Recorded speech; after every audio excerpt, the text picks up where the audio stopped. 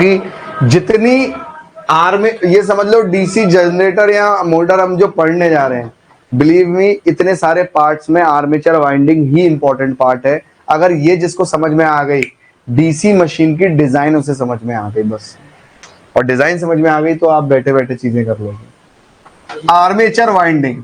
अच्छा बच्चे, एक बात हमारी क्या हुई थी, आर्मेचर वाइंडिंग कहाँ हो रही है? आर्मेचर कोर पे।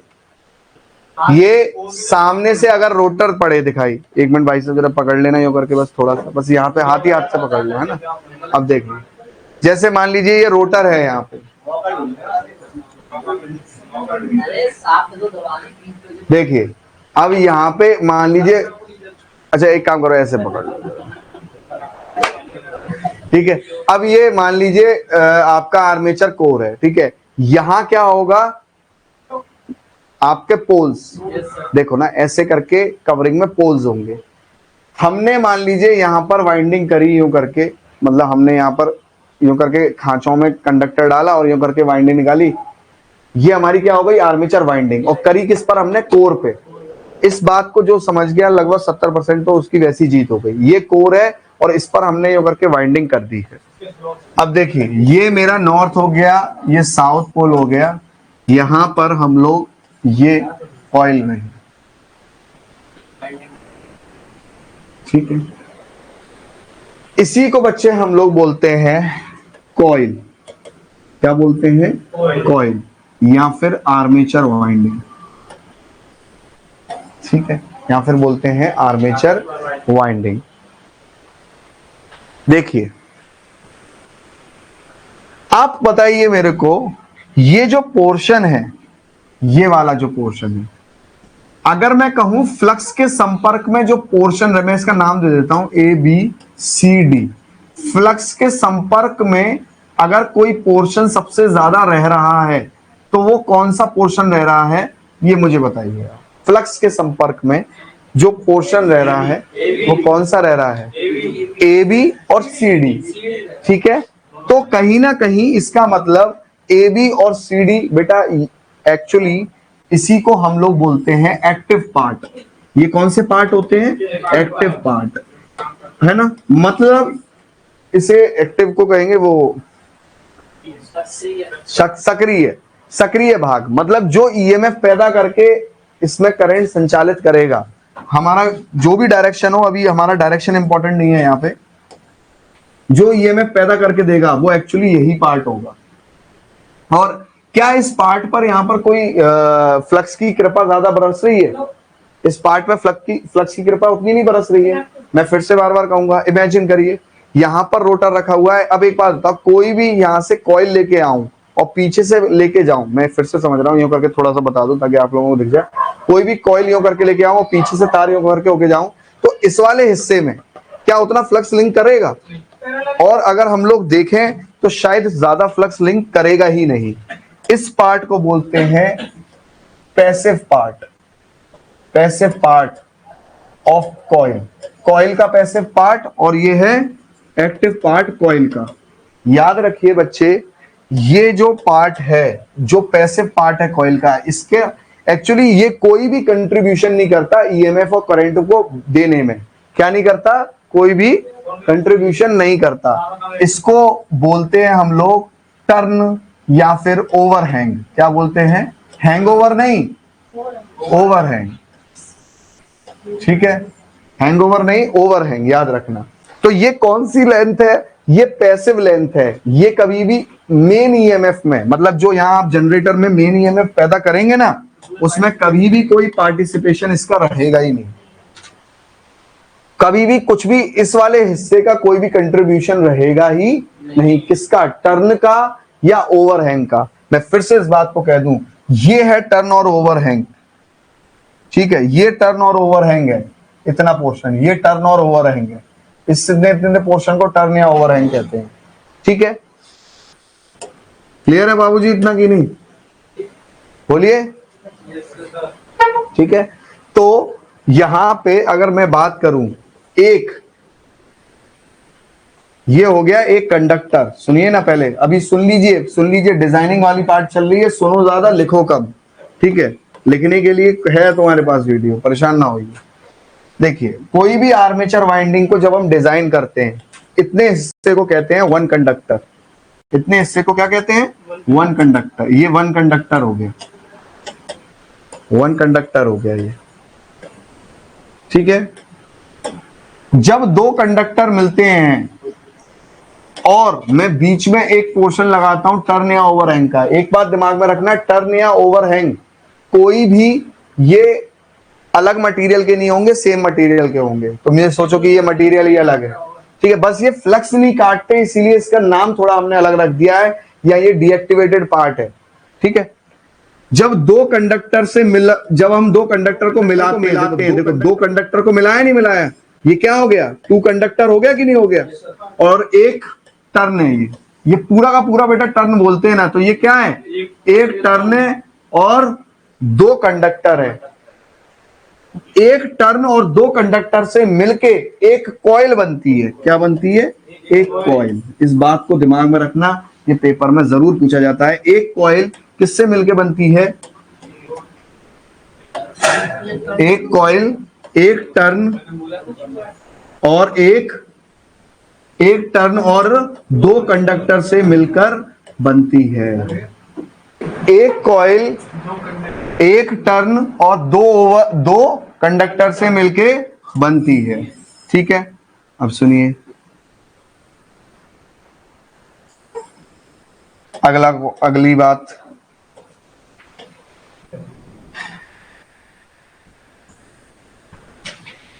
देखना, अब एक फिगर बनने वाला है तगड़ा सा, देखिए।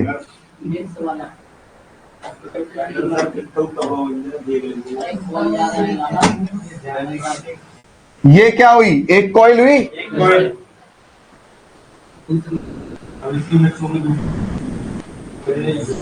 कितनी कॉइल हुई? तो मैं इसे ये कह लूं टू टर्न कॉइल, ठीक है। अब सुनिए ध्यान से,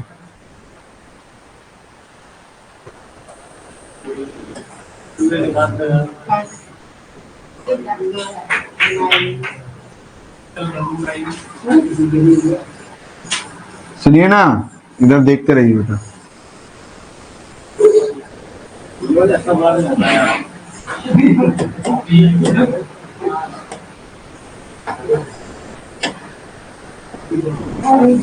इसे बोलेंगे मल्टी टर्न कॉइल। क्या बोलेंगे? Multi turn coil. अगर आप थ्री टर्न कॉइल बनाने के लिए बोलेंगे तो थ्री टर्न कॉइल बन जाएगी। ऐसे ही धीरे धीरे करके हम लोग वाइंडिंग डिजाइन तक पहुंच जाएंगे। बनाइए फटाफट।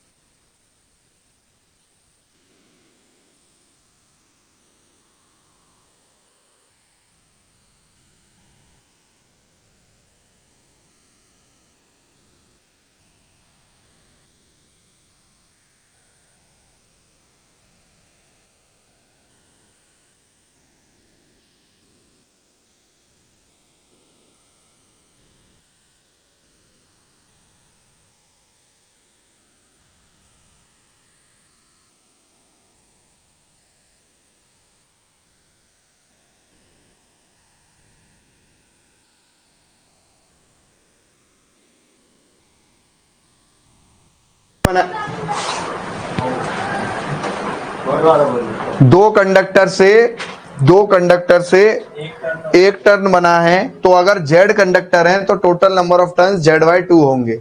फिर मैं ये कह रहा हूं कि यहां पर आप देखिए कितने, चार कंडक्टर है, चार कंडक्टर से दो टर्न बन रहे हैं कि नहीं बन रहे हैं? ये क्या है? टर्न 1 और ये है टर्न 2। तो चार कंडक्टर से दो टर्न बने, तो इसका मतलब एक चीज समझ में आ गई कि कंडक्टर जितने होंगे उसके आधी संख्या के क्या होंगे? टर्न्स। तो ये एक तरीके का फॉर्मूला मान लो तुम, ये एक तरीके, अब ये तुम्हारे ऊपर है, तुम इसे फॉर्मूला मानो, तुम इसे वाइंडिंग डिजाइन का पार्ट मानो, ये जैसे आप लेना चाहते हैं, ये आपकी अपनी इच्छा है। मैं तो कहूंगा इसे फॉर्मूला मत मानिएगा। कितने याद रखोगे ऐसे? आप इतना अगर समझ गए हो कि भाई दो कंडक्टर से एक बनता है, तो उस हिसाब से आधा बस होगा। और बाकी भी आपके ऊपर है, वरना कंफ्यूजन बढ़ाते चलोगे आगे तक आप। हाँ ठीक है।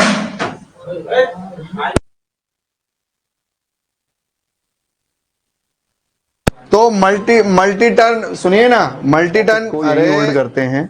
कल हम लोग और अंदर गहराई तक जाएंगे और डिजाइनिंग के पार्ट्स में जाएंगे।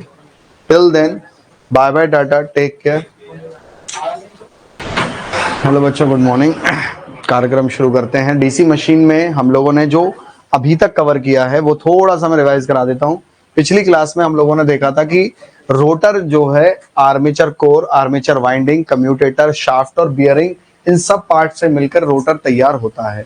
ठीक है, इसका मतलब मैं ये जो रोटर लिया हुआ हूं, इस रोटर की ये है शाफ्ट, ये कम्यूटेटर है, ठीक है, आर्मेचर कोर ये रही और आर्मेचर वाइंडिंग उसमें हो रही है, ये जो ब्राउन ब्राउन आप देख रहे हैं तारों से।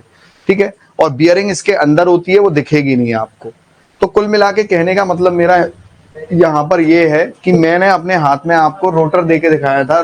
ये पूरा रोटर कहलाया जाता है, इसके अंदर पार्ट्स हैं। ठीक है, आर्मेचर वाइंडिंग, आर्मेचर कोर, ये सारी चीजें। कल हम लोगों ने देखा कि अगर n नंबर ऑफ खांचे हैं और z total number of conductor पर खांचे हैं, तो जो टोटल नंबर ऑफ कंडक्टर क्या होंगे, n इंटू जेड। ये बातें हुई थी नहीं हुई थी हमारी? ठीक है, ये बातें हुई थी। ये हम लोगों ने फिर मल्टी टर्न कॉइल बनाई थी, और देखा जाए तो 2 टर्न कॉइल वगैरह ये सब क्लियर है। ये 2 टर्न कॉइल थी, वो मल्टी टर्न कॉइल थी, है ना। एक कॉइल में एक टर्न और 2 कंडक्टर होता है। ठीक है, संख्या निकालो, मतलब संख्या नंबर ऑफ टर्न्स की निकालो, तो वो क्या हो जाएगी, Z/2, Z/2 हो जाएगी। ठीक है, हम लोग अलग से डीपीपी भी करेंगे जो डिजाइनिंग के ऊपर होगी, जो मशीन डिजाइन की क्वेश्चंस के साथ में होगी, वो भी हम लोग करेंगे। बट अभी के लिए पहले डिजाइन कंप्लीट कर लें एक बार, है ना। चलिए, हाँ ठीक है। अच्छा, एक बात देखिएगा, थोड़ा सा फोकस बना के रखिए, क्योंकि डायरेक्शन वगैरह चीजें आप लोगों को ही बतानी है। फोकस वगैरह थोड़ा सा बना के रखिए करके। ये मान लीजिए N है और ये S है हमारा जनरेटर। ठीक है, मान लीजिए इस जनरेटर को हम घुमा रहे हैं क्लॉकवाइज। अच्छा एक बात बताओ, जनरेटर को अगर हम क्लॉकवाइज घुमा रहे हैं तो कौन से हैंड से हम लोग ईएमएफ निकाल सकते हैं? कौन से हैंड से? ये बता दो मुझे, यहाँ पे 1 पर क्या पोलैरिटी होगी और 2 पे क्या होगी? जो लोग लाइव हैं वो लोग भी इस बात को देखें। मैं पूछ लूंगा, जो 1 पर प्लस, ठीक है, तो फ्लेमिंग राइट हैंड रूल लगाते हैं हम लोग। ठीक है, अगर ये इधर घूम रही है तो मैं इसको 2 मिनट के लिए मान लेता हूं टर्मिनल FM। M तो ये रहा, F अंदर की साइड है तो करंट नीचे, मतलब करंट यहां से यहां जाएगा, ये प्लस होगा ये माइनस होगा। ठीक है भाई, बोलो ना। एक बात दिमाग में डालना, हमेशा हमेशा एक बात दिमाग में रखिएगा, साइन हमेशा इस तरीके से रहेंगे कि जनरेटर है ना, प्लस में से देखो, ये प्लस है आपका। ठीक है, आप मुझे बताओ, मान लो एक कंडक्टर, ये जो कंडक्टर है ये एक्चुअली देखा जाए तो ऐसे थोड़ी होते हैं ये कंडक्टर। ये देखा जाए तो कंडक्टर कुछ इस तरीके से होते हैं, अगर मैं आपको मतलब वाइंडिंग की फॉर्म में होते हैं। मैं तो आपको सीधा सीधा तार दिखाया हुआ है, और ये एक्चुअली कैसी फॉर्म में होते हैं, थोड़ा सा वाइंडिंग की फॉर्म में होते हैं, घुमाव होता है ना इनमें। मान लो यहां पर 2 वोल्ट पैदा हुआ है इस कंडक्टर में, और इस कंडक्टर में 2 वोल्ट पैदा हुआ है, तो यहां जो टोटल ईएमएफ होगा वो कितना होगा, 4 वोल्ट होगा।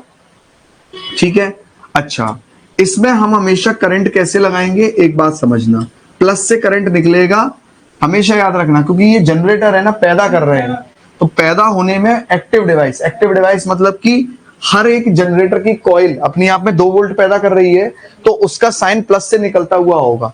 तो यहां पर हम माइनस क्या निकालेंगे, हम यहाँ पे प्लस लगाएंगे, हम यहाँ पे क्या लगाएंगे, प्लस, क्योंकि यहां से भी साइन निकलता हुआ होना चाहिए। और ऐसे करके तुम केवीएल लगाओगे तो ये कितना आएगा, 4 वोल्ट। समझ में आया? इसका मतलब एक कॉइल के एक एक कंडक्टर अगर 2-2 वोल्ट पैदा कर रहे हैं, साइन कैसे लगाएंगे उनके, हमेशा बेटा प्लस से निकलता हुआ साइन लगाएंगे। कैसे निकलता हुआ लगाएंगे, प्लस से। और अगर तुम खुद सोचो, तुम प्लस से निकलते हुआ लगाओगे नहीं तो तुम्हारा केवीएल में वोल्टेज 0 आ जाएगा।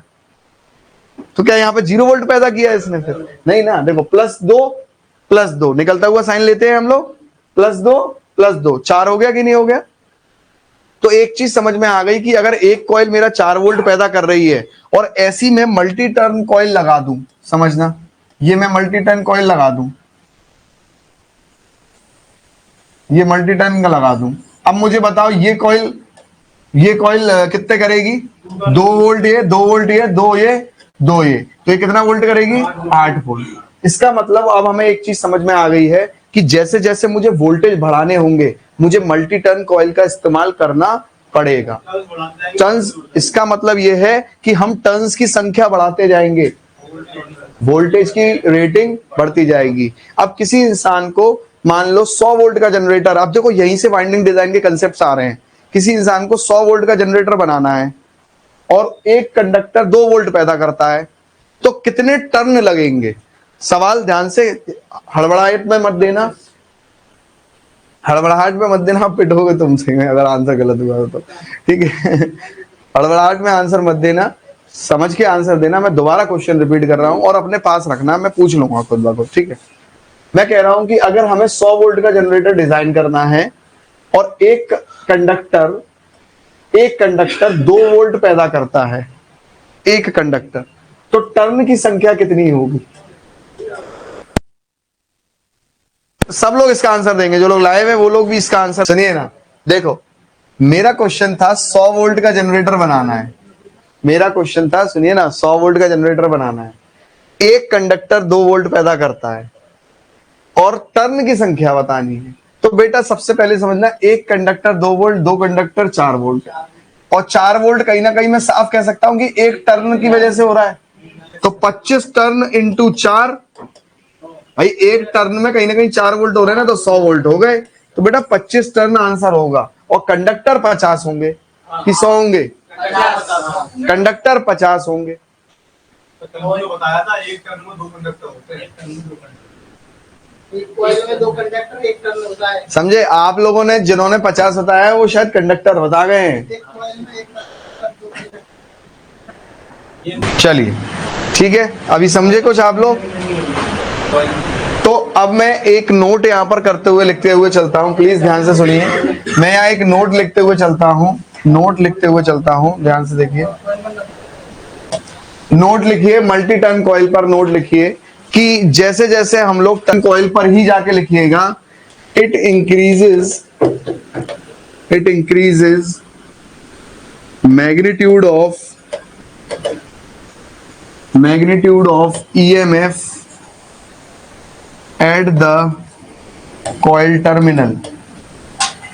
या हिंदी वाले लोग ऐसे लिख सकते हैं कि मल्टी टर्न कॉइल के इस्तेमाल करने से ज्यादा वोल्टेज का जनरेटर पर कंडक्टर में 2 एम्पियर पैदा होते हैं। तो 2 एम्पियर यहां से गए, 2 एम्पियर यहां से गए, तो ये 2, इसका मतलब ये कितनी रेटिंग का बना?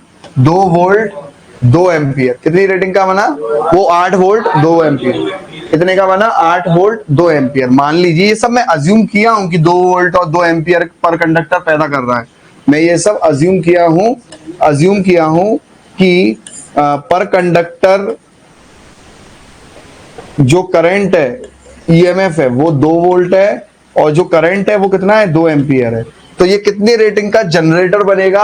8 वोल्ट 2 एम्पियर। ठीक है, 8 वोल्ट 2 एम्पियर। अगर मान लो मुझे 16 वोल्ट 4 एम्पियर या 16 वोल्ट 2 एम्पियर का मुझे बनाना है जनरेटर, तो मैं ये कैसे कनेक्ट करूंगा? 16 वोल्ट 2 एम्पियर का बनाना है। चलो मैं यहां लिखता हूं, 16 वोल्ट 2 एम्पियर का बनाना है।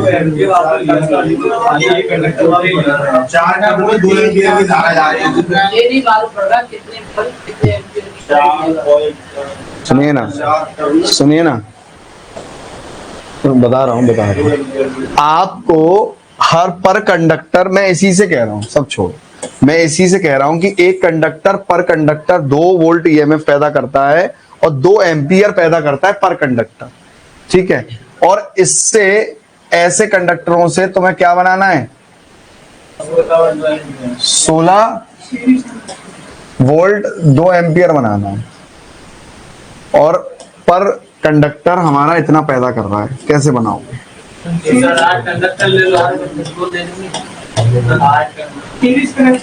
तो आप क्या करोगे, 2 वोल्ट पर कंडक्टर, ये 2 वोल्ट, ये 2 वोल्ट, 8 वोल्ट हुए, तो इसका मतलब क्या है, ये सीरीज कनेक्शन ही तो था कंडक्टरों का आपस में। भाई ये वाला मान लो A conductor, B conductor, C conductor, D conductor, सब आपस में कैसे कनेक्टेड थे, सीरीज में कनेक्टेड थे, तभी तो जुड़े थे।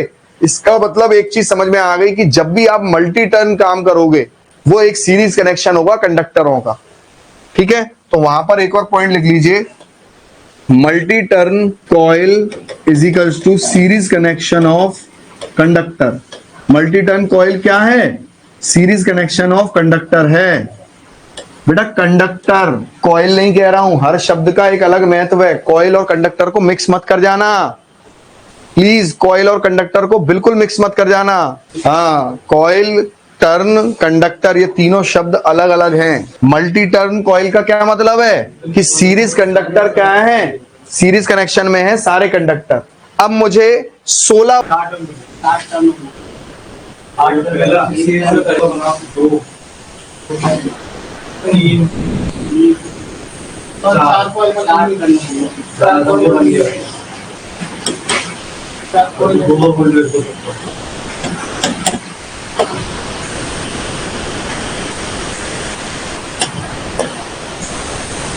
देखिए, तो ये 2 2 2 2 2 चौक 8 2 2 2 जो भी है इस तरीके से ये प्लस माइनस जहां से निकलेगा वहां से लगता रहेगा।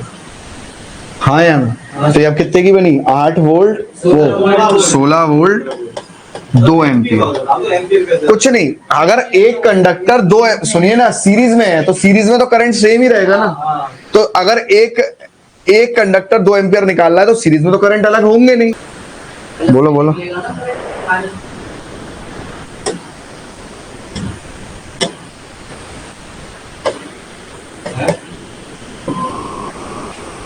जनरेटर में बाहर का ऐसे निकलेगा, जनरेटर में तो बाहर निकलेगा प्लस से, मोटर में अंदर जाएगा प्लस से, जनरेटर में तो बाहर निकलेगा ना प्लस से। बोलो।